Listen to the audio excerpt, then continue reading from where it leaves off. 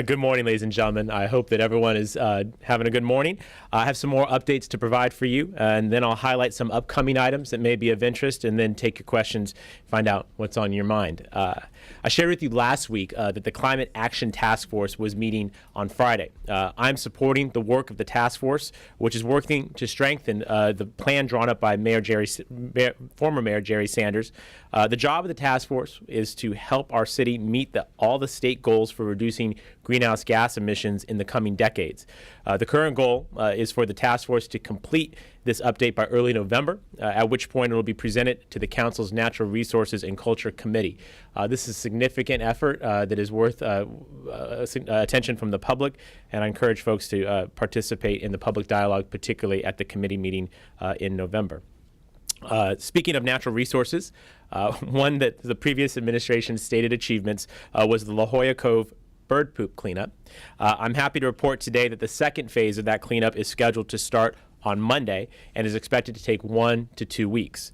As you know, we are scheduling the cleanup in phases in order to avoid disturbing the bird nesting season. There may or may not be a need for a third phase, depending on how much progress we make. And if you have questions on that issue, I'm happy to refer those to Bill Harris of our city team. There's no elegant transition to this next thing. We're going from poop to food. At last week's briefing, I mentioned my direction to city staff to provide consistent enforcement of our city code and regulations. This week, there has been some outrage from the food truck community that this city is not allowing them to operate anywhere. That is untrue. Food trucks may legally operate on public streets, provided there's a certain distance in front and behind them, and that they have an active line of customers. But our code does not currently permit food trucks to operate on private property, such as paid parking lots.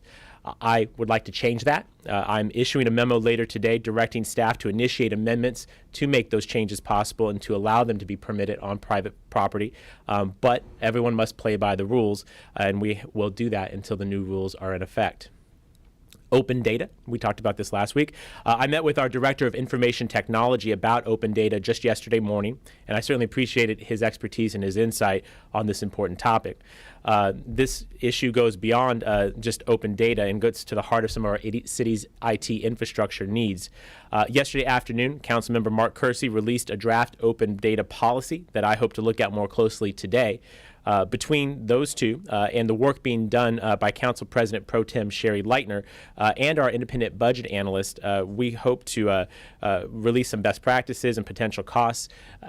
All summed up, we have a lot of momentum on this issue. I understand that Council President Pro Tem Leitner expects to bring forward an item to the Rules and Economic Development Committee related to open data this fall, which may be a little later than the timeline I provided to you last week, but I wanted to make sure you had that information.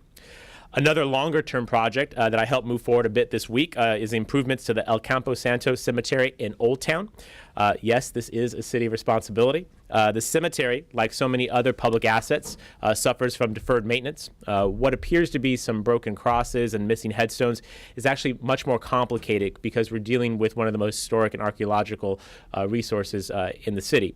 Some people with considerable historic knowledge have suggested needed improvements may cost somewhere between $25,000 and $30,000. This week, I allocated $5,000 from my Council District 3 office budget savings to pay for the assessment that will hopefully lead to the improvements needed for that property. The quiet zone. As the representative for downtown, I frequently hear frustrations from folks who thought the implementation of the quiet zone for our train tracks would have better results.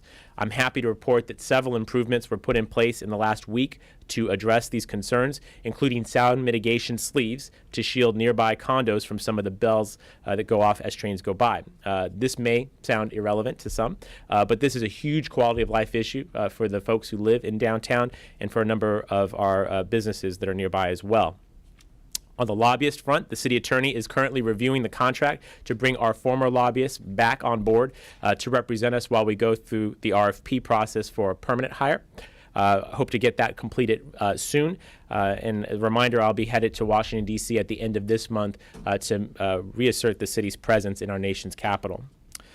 On the homeless shelters or homeless tents, I'm visiting the Veterans Tent tomorrow afternoon as a part of my work to determine if we can extend the lives of our emergency shelters longer than was funded by the previous administration. Addressing homelessness takes a multifaceted approach, and San Diego, I believe, is getting better at it. Part of that is through affordable housing. And next week, the City Council will consider approving the Housing Commission's proposed $6 million loan for the acquisition and rehabilitation of 156 rental units for a project on 9th Avenue. We'll also have a report on our Affordable Housing Trust Fund.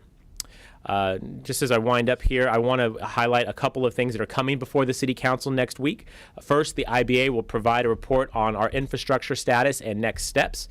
Some of you know I coined the term sexy streets. We have a long way to go before we fully address all of our streets, sidewalk, and public facility needs. Next week's hearing will help us take a step toward that. Second, we will be continuing our efforts to streamline capital improvement program process, which I have been championing as the chair of the budget committee for the past few years. Basically, we want to take our limited resources and stretch them further. The amendments that we're considering would apply to capital improvement projects that require a coastal development permit or a site development permit. It is anticipated that the processes, if adopted by the council, will provide an estimated project savings of anywhere between $5,000 and $30,000 per project. Small dollars, but they add up to big change, hopefully, for neighborhoods. Third, and what I hope will draw significant interest from the public, is our evening meeting next Tuesday, which is focused on emergency preparedness. The city is partnering with the American Red Cross and agencies across the region for our Prepare San Diego initiative to ensure that all households and businesses are ready in the event of a disaster or an emergency of any kind. This effort will be discussed, and some of our city response plans will also be vetted. Finally, before I get to your questions, I want to let you know what's up ahead for the next few days. I have a jam-packed schedule, squeezing a lot into a little amount of time, and hopefully we'll demonstrate the wide range of issues that I'm trying to address for San Diegans. First off, today I'll be making my third trip to Mexico this year. We're continuing with the positive steps the city began to take with the leadership of Mayor Jerry Sanders and continued with the opening of our first office in Tijuana and many visits to Mexico City by leaders throughout the year. Today's visit will focus on economic strength of our region and will include a visit to the Tijuana City Hall at a meeting with Mayor Bustamante. Tomorrow, after chairing the Sandag Transportation Committee, I'll participate in three important announcements. Number one, we'll release the city's latest corporate sponsorship partner. It's not a big name like Petco, but it's an interesting program that I hope San Diegans will use. Secondly, we'll launch a new career development center housed at the new Central Library, and it's going to be one of my favorites, I can't lie to you. And then lastly, and this is exciting, we're going to celebrate Parking Day. You put brackets around the "ing." Parking Day. This is when we take parking spaces and convert them temporarily into other uses like mini parks and other public spaces. I'm going to be joined by our planning director, Bill Fulton, and our economic development staff and our friends at the Downtown San Diego Partnership, part of our overall effort, again, to assert people into places previously just reserved for cars. And then I'll have a fun event tomorrow night. I'm commemorating the amazing season of our local East Lake and Tijuana Little League teams at a binational event. We all know that I'm not exactly a sports guy, but seeing those kids is dedicated. Their passion is energizing to our entire region, and they deserve to be lauded by their city, and I will be there to do just that. With all that, it's obvious that how much time hopefully it's obvious how much time we're dedicating to getting the city back on track. Some of the things we're doing are fun, other things are not. All of it's hard work. I hope that you and the public will continue to let me know every way I can be helpful during this stint in the mayor's office. So with those comments, happy to take any questions you got. Where's the Little League meeting?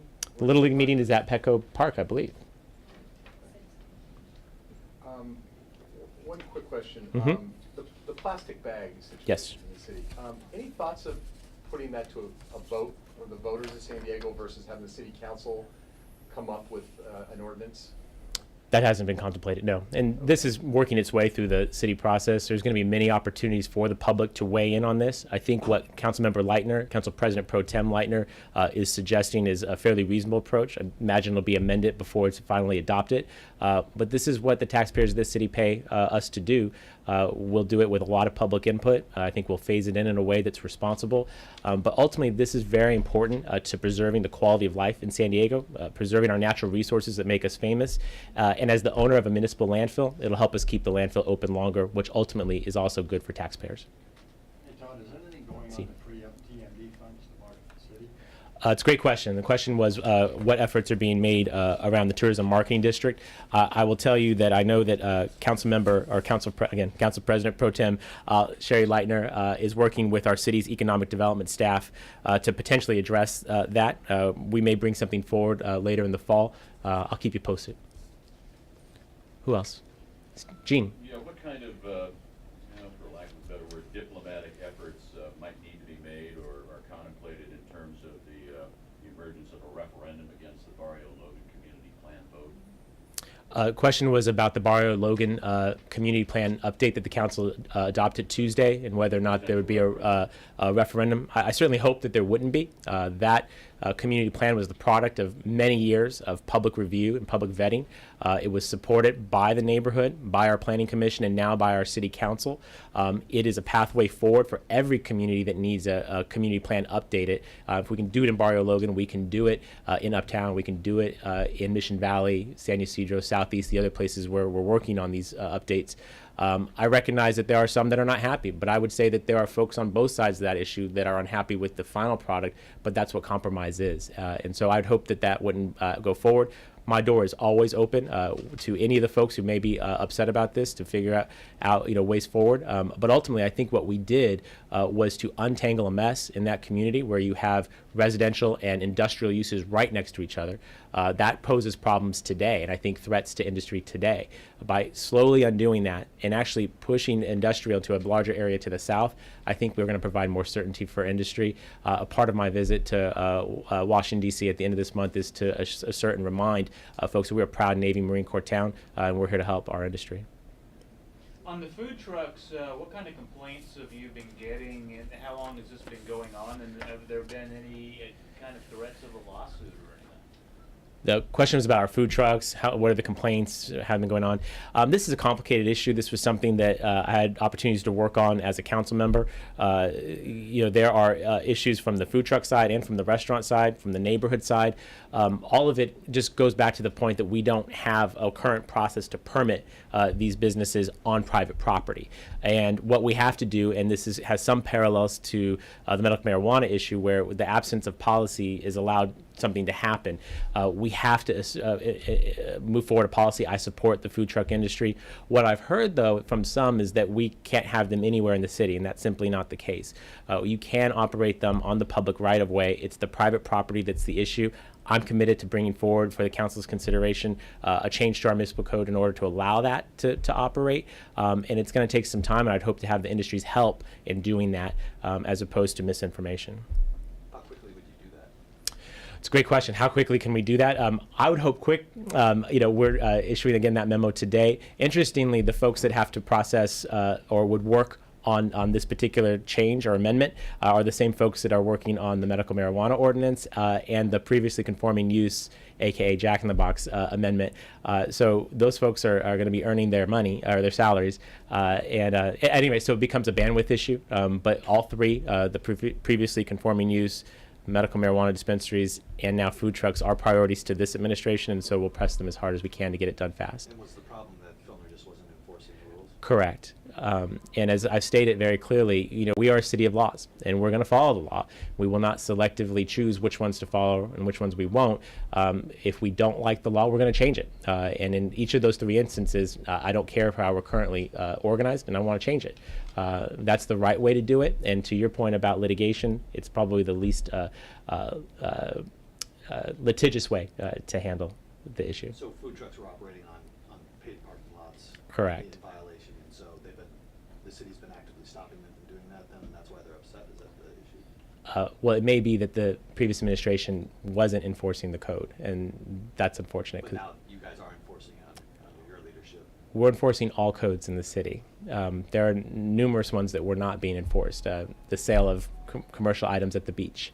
There are full industries that have been, given a pass. There are individuals who've been given passes. That's not how we're operating. We're a city of laws. We're going to follow them. And again, if we want to change them, we will. I think in the case of the food trucks, we should. They're valuable, and they're a great part of the community. I want to encourage that. Again, we'll find ways to work with them. I suspect we'll probably be meeting with them in the coming weeks to work on a model ordinance.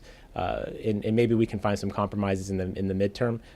But again, we have to, I can't have city staff selectively choosing which laws to enforce. That's not fair. In general, could you identify the areas where they are permitted? You said it's misinformation, that they can't operate anywhere. I mean, all summer we've seen one on Horton Square here outside the NBC Right. building. I assume that they have properly permitted or operating there. There are some that are under special events permits, which that is allowable. That's a process in of itself where there is city review. You can operate on a city street with as long as you're actively selling and for a limited amount of time. It's the private property that doesn't currently have a permittable use, which is what we need to take a look at. Is this issue symptomatic of what you're doing now? And could you just share with us what it's like to be in your shoes? You've been interim mayor now for a few weeks. Yeah. Do you find that a large part of your day is unraveling what the past 8 months has entailed? 9 months. 9 months? Who's counting, right? This guy. I mean, what's it like in your shoes to go back and look at what happened starting in January in the Filner administration, and how much of it is unraveling what was done inappropriately in your estimation or against code Yeah. versus trying to move forward with, MTS and everything else? Yeah, I appreciate the question. And I usually have to pay for this by the hour, so that was a group therapy joke. So it's a lot of work, and basically I'm meeting with folks every day and getting updates on lots of different stuff. And people are coming forward with things that may not have been quite right. And you're exactly right. We're trying to untangle those now. Whether it's, firing the lobbyists and trying to rehire them, looking at, are we promoting San Diego, or is there an impact to the city's budget? Finding a pathway forward on the homeless tents. I mean, there's just tons of things that were directly attributable to the previous administration. Doing all that, plus running the city on a day-to-day basis, and the city is the 8th largest city in the country. We have a lot of issues that come up every single day, so it's handling those things. And then, mind you, also still being the council president and the council member, my plate is full, but I love this job. I love this city. I'm delighted to be able to do it.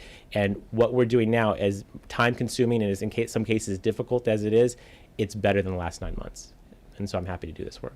On the convention center Yeah. expansion project, you had said that you see the Chargers competing proposal for a multi-use stadium convention facility as maybe the next phase, but you got to get this one done. Do you think the Chargers have done a disservice by going to the Coastal Commission and saying, hey, hold things up, let's get something done across the street? Have they acted out of turn or adversely to the city's interests on the convention center? Questions about the Chargers and the relationship to our convention center expansion. The Chargers are a valuable part of our city, and I see them as partners in a Phase 4 expansion that would include a new football stadium that hopefully would serve other uses as well. But the fact is that we do not have the public process that the Phase 3 convention center expansion has gone through. It does not have the drawings, the specifics, the financing plan, the legal review that we have with that project, and that project is ready to go, and we're going to be before the Coastal Commission on October 9th or 10th to plead our case on that, and I think we're going to be successful. We don't have nearly the specifics on the football stadium. I met with the Chargers representative this past Monday. I thought we had actually a really positive conversation about what we can do collaboratively to make sure that we keep the Chargers in San Diego. I certainly am committed to doing that. I think the city's committed to doing that. But we don't have we're not as far along in that process as we are in the convention center, and we need to have the convention center expanded. It's very important to our city's economy. So they will take an advocacy position that is adverse to the city's project at this point? Well, they may choose not to. They have raised their interests. They have raised their concerns to the Coastal Commission. What else they may choose to do, I don't know at this time. It'd be my preference for them to work with us and spend time, energy, and resources on finding a way forward for that Phase 4 and allow us to secure the approval for the Phase 3 in the meantime. Ted, one more Barbara Logan question. Yeah. It's just, so obviously it was incredibly contentious. Obviously it took a long time. Apparently not as long as Balboa Park, but I'm new here. So the question that I have is that the shipbuilding maritime industry around the compromise that was eventually reached, they said that even that compromise would sort of end shipbuilding as we know it in San Diego. Was that a bit of an overstatement? Well, I think in the heat of a public hearing where issues are about to be decided on, people will say, certain things. And, I think we had comments on both sides at the hearing that, may have been more emotionally based than factually based. Do I think that this, at the end of the day, is a positive for the industry? I think that it is, because we're removing those interfaces that we have now between industry and residents that are problematic. I think they do have to give up a little bit with regard to some of those 5 blocks that they have an interest in. But when you look at the industrial zones that we're providing exclusively to the south in Barrio Logan, and again, the certainty of where things can be now, I think that's a net benefit. And at the end of the day, I think what we have here in San Diego is a community that sees itself inextricably intertwined with our military. We are proud of the fact that we have so many Navy and Marine Corps installations here. We are on the Pacific Rim. We are a community that welcomes our military, and I think that those are things that are beneficial. And lastly, I think we have a skilled workforce here that you can't find in any other community along a shoreline. So I think that we have some net positives that are still here regardless of the Barrio Logan plan. And again, and I recognize that they may respectfully disagree, but what we have now is an updated community plan that provides a pathway forward instead of the sort of mishmash, hodgepodge, ad hoc situation that we currently have down there that doesn't benefit anybody. And last week Mhm. you said that you were enforcing the zoning laws on marijuana shops. Yes. Has anything come forward? Has anything been shut down? Any investigations forwarded to the city attorney? I'm not aware of any at this time. I don't know if my staff has anything on. Yeah, we can follow up on that for you. Mind you, code compliance throughout the enterprise is complaint driven. And whether it's food trucks or dispensaries or anything else, we respond to when citizens complain, and so that would be a part of whether or not there was enforcement yet. One more question? Actually, first thing, ladies first. Thank you.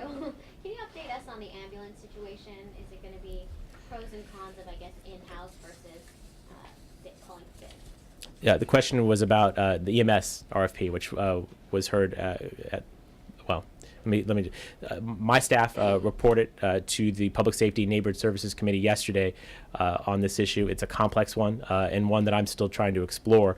The city attorney released a report this week stating that the insourcing our emergency medical services without a competitive bid would be risky, and I'm risk adverse by nature.